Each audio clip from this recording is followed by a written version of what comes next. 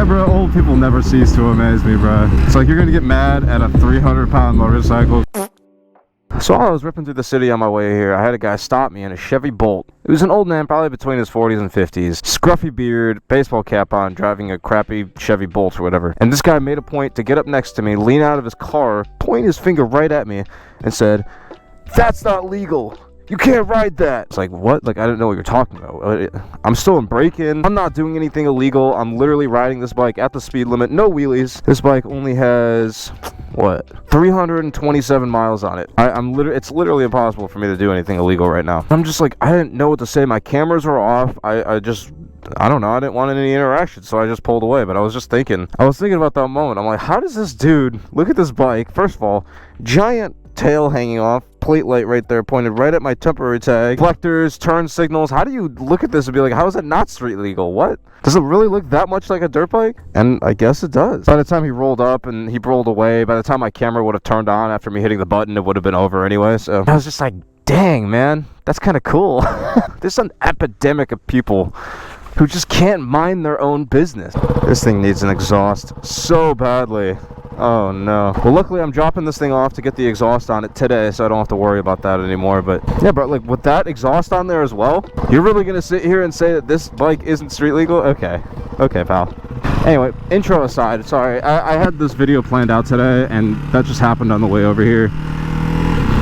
I was just getting an energy drink, came here, enjoyed it for a little bit before I figured I'd hop into the video while I'm all energized up. But people are just weird, bro. Like, I try not to let it bother me, but I'm just like, these old Karens when it comes to bikes. Anyway, today we're going to be talking about how I afford all these bikes, because that's I don't think I've talked about it in like a mainline YouTube video yet, and I figured I'd give you guys a chance to learn about me a little bit. So I'm 22 years old. I'm a college student. I was in the military for about 4 months after graduating high school. I worked a job in IT for my school. I was making about $10 an hour, working around 15 to 20 hours a week my first 2 years of college. And now that I'm a senior in college, going into my last year, I am now doing social media full time. Let me be clear, social media has paid for every single one of these motorcycles. I have not received a single dollar from my parents to help me pay for these bikes. This is all me. I live in Ohio. I'm currently living at home for the next week or so. For the next week and 3 days. I don't forget. I move into my new apartment next week. I do have very supportive parents. They help me, but no, they don't pay for these bikes.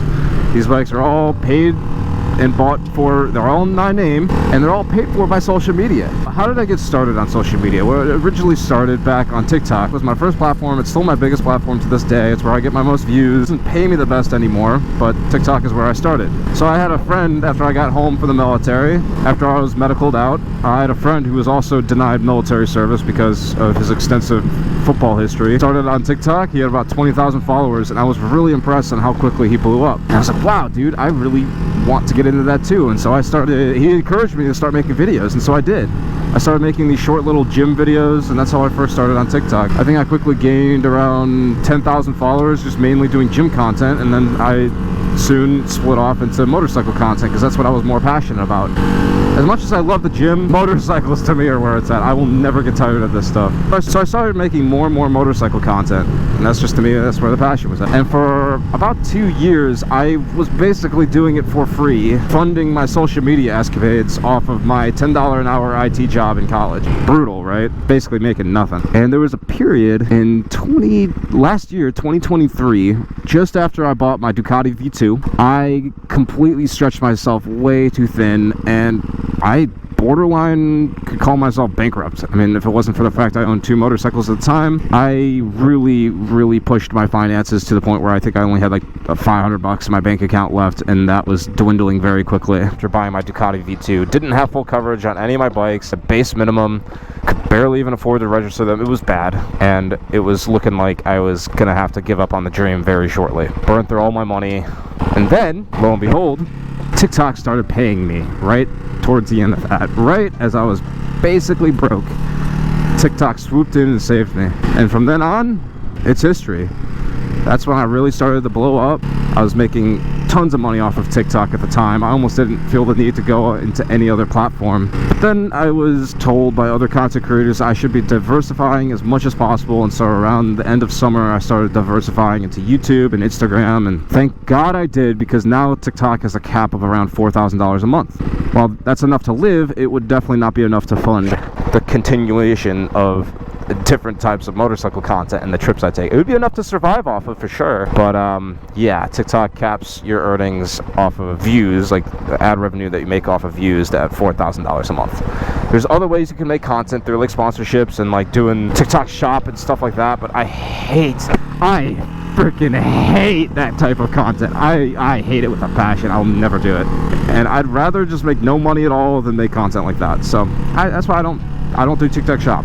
I do have a merch store if people are interested, but I make enough money off of ad revenue. I usually don't try to plug that too often. To me, it's just like a little extra money. If you want to support me and get something cool that has my name on it, then go for it. But I'm not gonna beg for that, and I never will. And so now I mainly make my living off of YouTube. YouTube pays me the most by quite a considerable margin. And the cool thing about YouTube is that it's not like TikTok where, oh my god, really, bro? You're gonna spray smoke at me? Alright, you're cool. You're so cool, your diesel truck, bro. Nobody cares. Alright, we're just gonna hide here for a little bit.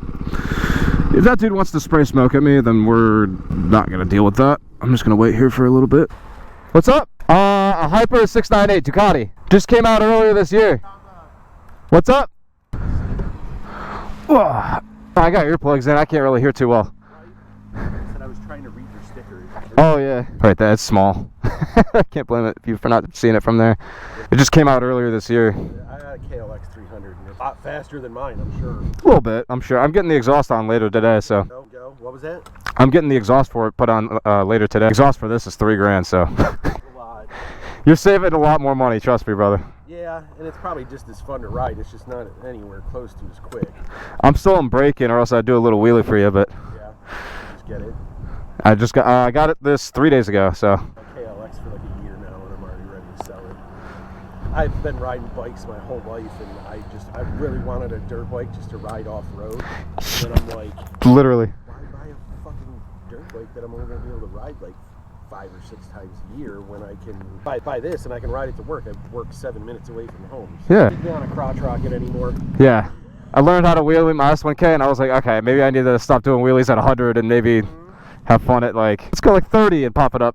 Yeah, it's a little dangerous, so yeah. Well, it's good talking to you, dude. Yeah, of course. I'll finish my lunch and go back to work, unfortunately. Aw, man. Ride safe, brother. What a nice lad. I forget if the KLX is 1 cylinder or 2, so I was just like relating to him. I'm like, yeah, bro, I get it, like the 1 cylinder life. I think it's 1 cylinder, the 300. I think they make like a KLR 650 or something that's a 2 cylinder that uses like the same motor. It's in the Ninja 650, I believe. I don't remember. Anyway, what a pleasurable gentleman.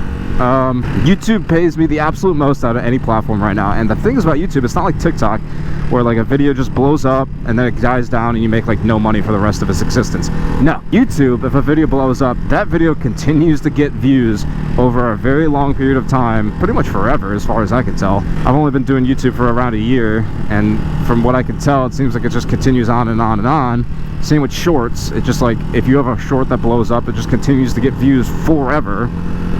And so even if I decided to just quit YouTube right now, it's still going to be a paycheck for every month for pretty much, as far as I can tell, for a good long while. So I very much like YouTube. YouTube's rules tend to be way more lax. Like right now I'm posting riding content, which is stuff that you would not see on any other platform. I can talk about longer subjects like this one and yap up for a lot longer about stuff that needs more context rather than just a 1 minute long TikTok or Instagram reel, and I tend to grab people's attention for a little bit longer, which is nice. And YouTube's also way more stable. It's been around longer than any of these other platforms, and that's what's nice. YouTube's a nice platform. I like it. You know, a little bit more restricted over the years, but my content's not really around like wheeling and riding through cars and stuff, and so it's fine. I'm still very thankful to TikTok for giving me a platform to begin with, but I do feel some level of frustration with TikTok that they've limited my growth, in the sense that like I've had months where I get tens of millions of views that I should be getting paid way more than $4 grand a month, but they still only cap you at $4 grand a month, and it is frustrating. There's no limitless growth to it like there is on YouTube. I've had months on YouTube where I can make 10 grand in a month, and then there's months on YouTube where I only make like 3 or 4.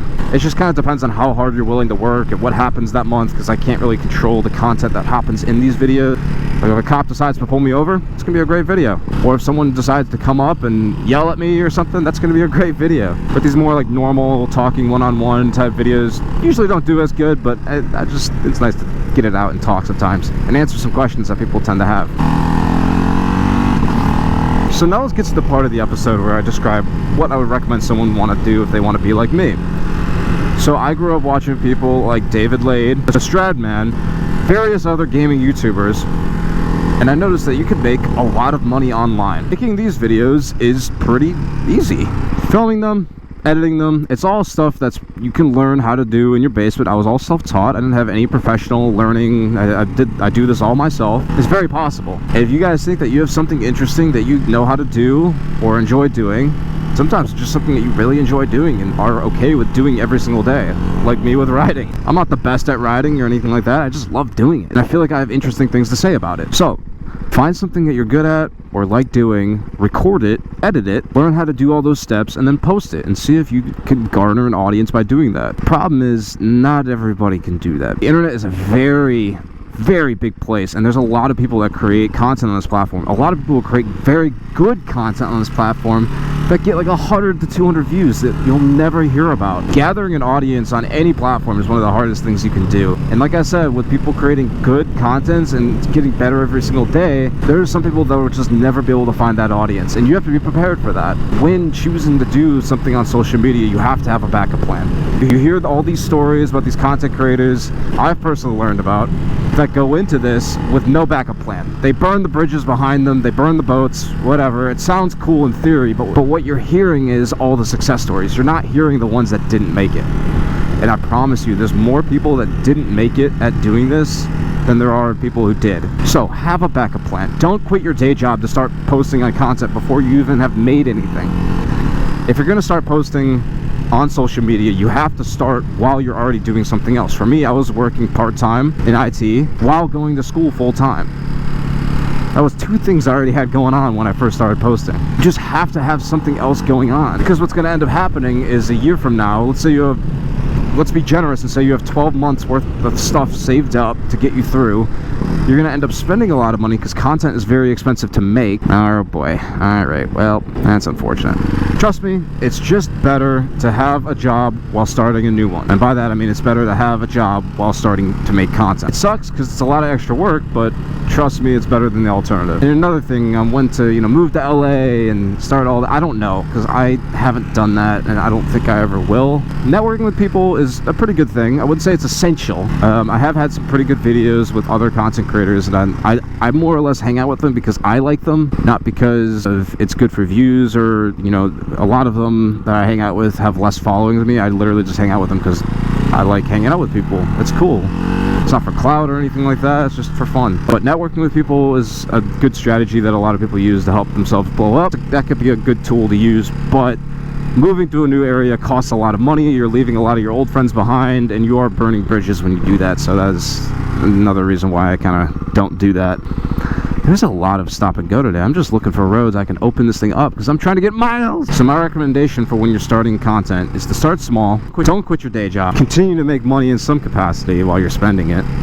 And do something that you love that you know you won't get tired of, because I promise you, there are some days, even with riding, that I do not want to film it. I'll go out and go for a solo ride, but I just don't feel like filming it, bro. I can't imagine if you're doing a hobby that you couldn't care less about, and let alone having to go out and film it.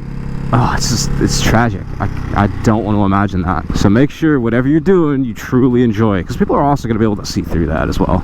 If you're really not into what you're recording, there's so many examples of content creators that have it like that, and it's just like, people can tell, bro. People can tell when you're not having a good time doing something that they are trying to watch you have a good time doing. Get the Celsius. So I got a Celsius and I got a body armor. Let's chug these down. I'm so thirsty.